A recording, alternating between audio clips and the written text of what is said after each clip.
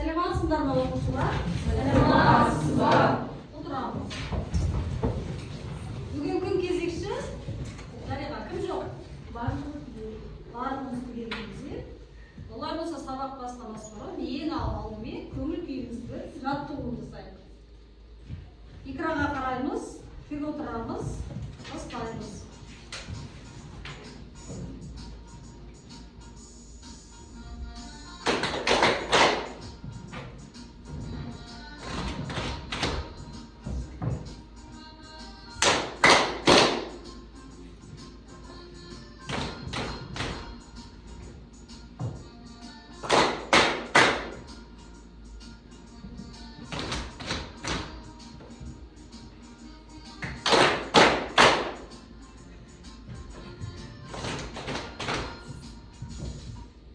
Көңіл қандай?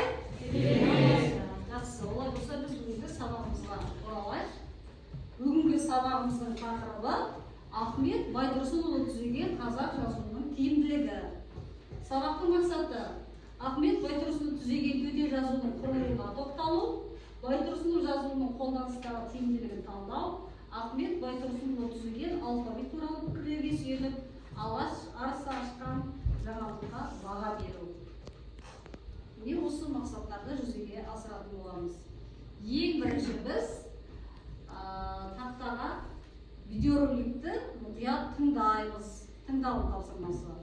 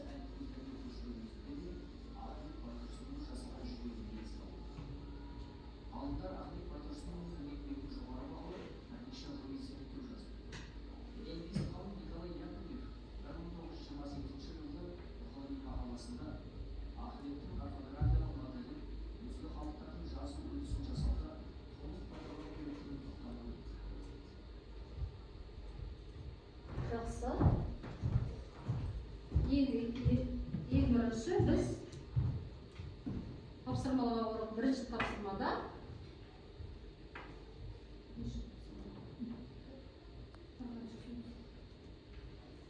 видеороликпен өзіңіз білмеген жаңа сөздер арқылы сөйлем құрастырыңыз. Бейнебаян мазмұны бойынша сұрақтар тұрып, оған жауап бересіз. Яғни бейнебаян бойынша өз ойларыңызды, пікірлеріңізді білдіресіздер. Екінші, араб жазу мен Байтұрсынұлы ұсынған төте жазудың ұқсастықтары мен айырмашылықтарын т кестесіне түсіреміз.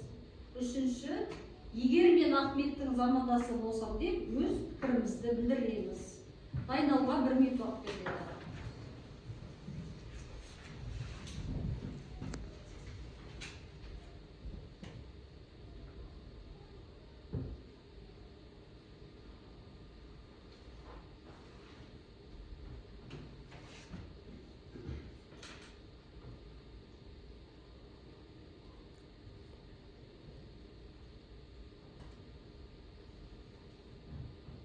Жақсы, бейнебаян бойынша кім сөйлейді?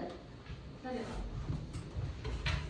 Ахмет Байтұрсынұлы, қоғам және мемлекет қайраткері, ұстаз, ақын, публицист және де драматург. Жастайынан мұғалім болуды армандаған Ахмет Торғай облысынан ауыл молдасынан сабақ алып білімін ашқаннан кейін Орынбордағы мұғалімдер семинариясын бітірген болатын.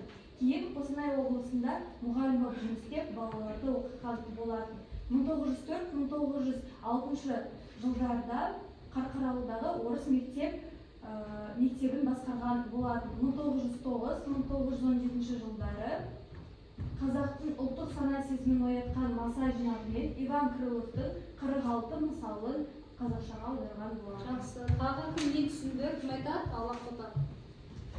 Ахмет Байтұрсынұлы ана тілі пән ретінде оқытылатын оқу құралы, тіл құралы атты еңбек жазды. Бұл еңбектерінде Ахмет Байтұрсынұлы қазақ тілінен түрлендіріп, араб графикасы негізінде төте жазу жазды.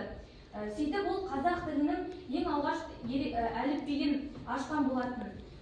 Осылай жаңа әрі қолайлы нұсқа жасап, қазақ тілі білім ғылымының негізін салды. Ресей мен Европа ғалымдарының пікірінше, Ахмет Байтұрсынұлы ұсынған әліпби озық жазу үлгісі болып табылды. Қалай жазылса солай оқылатын біркелкі концепция құрастыру үлкен ғылымда бір жаңалықтардың бірі болды. Солай қырғыз, қарақалпақ, башқұрт халықтары өз әліпбиін жазғанда Ахмет Байтұрсынұлы ұсынған емле үлгісін пайдаланатын болған. Кейіннен қазақ тілін өзге тілдерге, яғни латын әліпбиіне көшіру кезінде Ахмет жасаған жүйені пайдаланатын болған. Көптеген ғалымдар осы Ахмет Байтұрсынұлының еңбегін бағалап, бірнеше ғылыми зерттеулер пікір жазған болатын. Соның ішінде лингвист ғалым Николай Яковлев 1928 жылы жазған мақаласында Ахмет Байтұрсынұлы орфографиялық моделін өзге халықтардың жазу үлгісінде жазғанда толық пайдалану керек деген шешім қабылдаған. Жақсы, егер мен Ахмет Байтұрсынұлының замандасы болсам, кім пікір білдіреді? Асқар. Егер сіз Ахметтің замандасы болсаңыз. Ахмет Байтұрсынұлы ағартушылықты өзінің міндеті деп санаған. Қазақты өзге жұрттар өрге қадам басқанда қатарынан қалыспайтын халық етіп, ілгері басырудың басты шарты оқу, ағарту деп білді. Қазақтың қалың бұқарасының қараңғылығы, сауатсыздығы, ата жолдасының болғансын, орталық жерде орнынан қағылып, жоғарғы жерде жолда қалғанымыздың бәрі адамдық кесапаты деп білді. Өзге ағартушыларға қарағанда Ахметтің айырмашылығы ол оқу білімге шақыра қоймай, оқулық жазды, оқу әдістерін көрсетті. Өте жақсы. Ал енді келесі тапсырма бойынша жаңағы араб жазу мен төте жазудың айырмашылығына кім тоқталады? Сұлтан. Араб жазу мен төте жазудың айырмашылығы. Төте жазудағы ең басты ерекшелікті мыналар еді. Қазақ тіліне сәйкес келмейтін басты артық әріптерді әліпби құрамынан алып тасталды. Дауыстылар жүйесі қазақ тілінің үндестік заңына сәйкес таңбаланды. Ахмет Байтұрсынұлы әліпбиінде 24 әріп бір дәйекше белгісі болды. Дәйекше қойылмаған сөз жуан, дәйекше қойылған сөз жіңішке болып оқылатын. Араб жазуы Аккад, Шумер тайпаларының жазба әріптері негізінде пайда болған көне жазулардың бірі. Оңнан солға қарай жазылады. Бас әріптері болмайды, әріптер бір-біріне қосылып жатыр. Араб жазуында 28 әріп бар. Олардың үшеуі А, И, У, созылыңқы дауыстарды, қалғандары дауыссыз дауыстар бейнелейді. Дауыссыз дауыстардың асты үстіне қара каттар қойылады. Жақсы. Олай болса, біз осы кері байланыс берейік бүгінгі сабаққа қатысқан оқушыларға. Бірінші Дариғаға, содан екінші кім қатысты? Ақбота ма? Кім береді кері байланыс? Дариға бүгінгі тақырыпты толық аша алды. Ақбота бүгінгі тапсырманы жақсы түсінген байқады. Жақсы. Тағы кім қатысты бізде? Асқар мен Сұлтанға кім баға береді? Асқар замандас ретінде жақсы пікір бере алды. Ал Сұлтан араб жазуы мен төте жазуды түп кестесі арқылы жақсы түсіндіре алды. Өте жақсы. Онда келесі тапсырмаға көшеміз. Келесі тапсырма егер бұл жоптық жұмыс. Онда сіздерге мәтін беріледі. Бірінші мәтінді, мына мәтінді. Ең бірінші мәтінді қалай орындаймыз? Мәтінге бір ғана қарап өтеміз. Бір қарап өтейік. Бір рет қана қарадық, иә? Жақсы. Бірінші мәтінді бір қарап өткенде қандай ассоциация пайда болды? Жазып айта қойшы. Мәтінде Байтұрсынов күнкеде жазуды ойлап тапқан жайлы жазылған. Тақырыпты оқығанда ойымызға әліпби мен жазу графикасы тіліміздің сингармонизм заңы түседі. Жақсы. Қайта мәтінге оралайық. Мәтінде. Енді мәтінді бірінші жолын оқимыз. Кім оқиды бірінші жолын? Елнұр оқиды. Бірінші жолын. Ахмет Байтұрсынов реформаға қазақ графикасы дүниеге келіп, 1924 жылы Орынборда өткен қырғыз-қазақ ілімпаздарының тұңғыш құрылтайы оны ресми түрде қабылдады. Жақсы. Жауап тастайды. Яғни не туралы айтылды бірінші жолда? Ахмет Байтұрсынов туралы графикасын 1924 жылы Орынборда қабылдағаны туралы арналған. Әрі қарай не туралы айтылуы мүмкін? Жазылу жүйесі неге негізделген айтылуы туралы мүмкін. Жақсы, онда жаңағы мәтінді қайтадан ашып қояйық. Мен сіздерге мәтінді беремін. Көз жүгіртіп мұқият оқып шығамыз.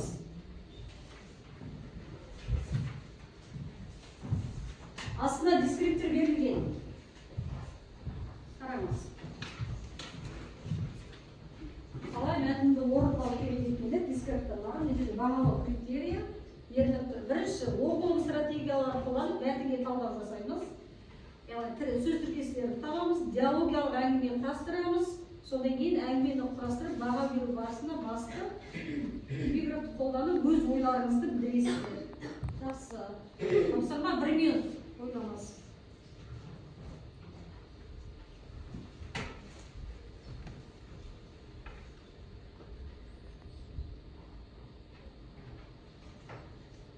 Жақсы. Қандай тірек сөздер бар екен? Кім айтады? Қазақ тілінің заңдары. Мәтінге қараңыз. Қандай тірек сөздер бар? Мәтінге.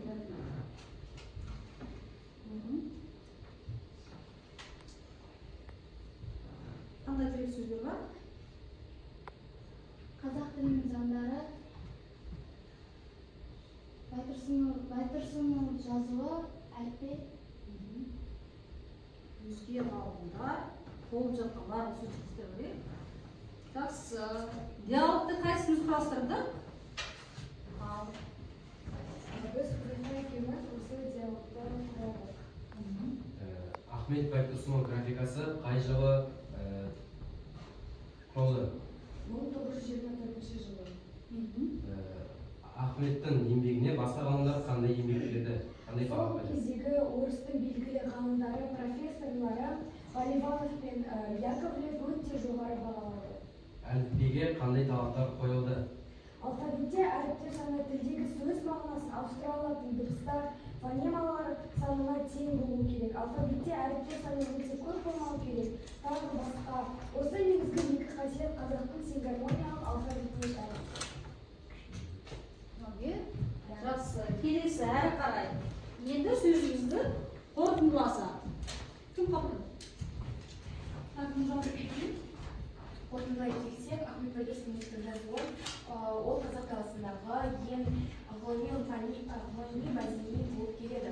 Ахмет Байтұрсыновтың ең мысалға алсақ, жаңағы ол дәйекше болып келеді. Дәйекше сөздің оң жағына дәйекше қойған кезде ол сөздің жеке оқылуын туралы көрсетеді.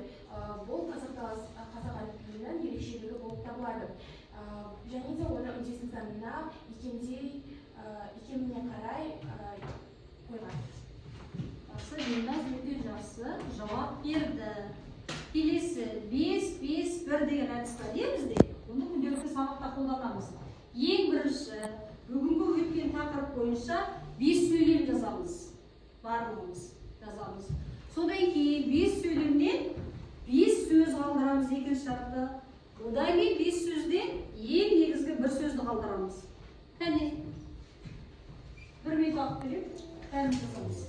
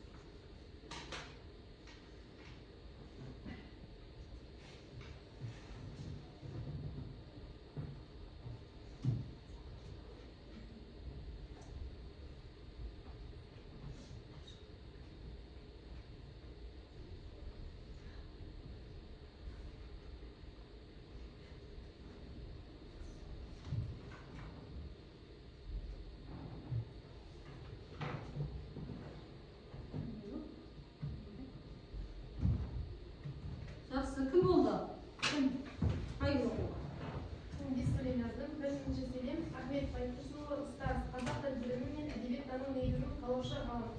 Екінші сөйлем тіл құрал атты оқулық жазды. Үшіншісі Ахмет Байтұрсынұлы қазақ әліпбиін түрлендіріп, араб графикасы негізінде тілде жазу үрдісін сынады. Төртінші, Ресей және Еуропа ғалымдарының пікірінше қазақ әліпбиі озық жазу үрдісі болып шықты. Бесінші, лингвист ғалым Николай Николаев Ахмет Байтұрсынұлының орфографиялық моделін өзге халықтардың жазу үрдісін жасауда толық пайдалану керек деген тоқтамға келді. Мен осы бес сөзді айтамын. Бірінші сөйлеммен Ахмет, екінші сөйлеммен тіл, үшінші сөйлеммен әліпби, төртінші сөйлеммен жазу, бесінші сөйлеммен үрдісі деген сөз алды. Осы бес сөйлеммен бір сөзге тоқталым әліпби. Яғни біз бүгін Ахмет Байтұрсынұлының жазған әліпбиі туралы мағлұмат алдық. Жақсы. Олай болса, келесі тапсырманы экранымызға шықпай қалды. Енді ноутбукты орындайды, иә? Жазамыз ба? Жақсы. Қараңыз, Байтұрсынұлының жазуы халық арасында қалай аталды дейді. Қалай аталды? Төте жазу.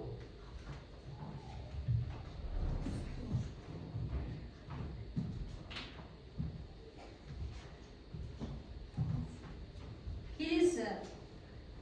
Тілдегі барлық фонемалардың шартты таңбаларының белгілі тәртіппен орналасқан жиынтығы қалай аталады? Әліпби. Дұрыс екен. Келесі сұрақ. Байтұрсынов төте жазуы осы тілдің әліпбиі негізінде жасалды. Қай тілдің? Дұрыс айтасыз, араб тілі негізінде жасалды. Келесі сұрақ. Байтұрсынов ашқан жаңалыққа аса жоғары баға берген ғалымдар кім? Тағы кім болды? Яғни болды. Жақсы. Келесі соңғы сұрақ. 1924 жылы Байтұрсынов төте жазуы ресми қабылданған қала. Дұрыс айтасыз, Орынбор. Жақсы, керемет. Бүгінгі сабақты жақсы түсінікпіз. Барлығымыз жақсы қатыстық. Үй тапсырмасына Ахмет Байтұрсынұлының төте жазу туралы пікірлерін жинақтап келеміз. Сау болыңыздар.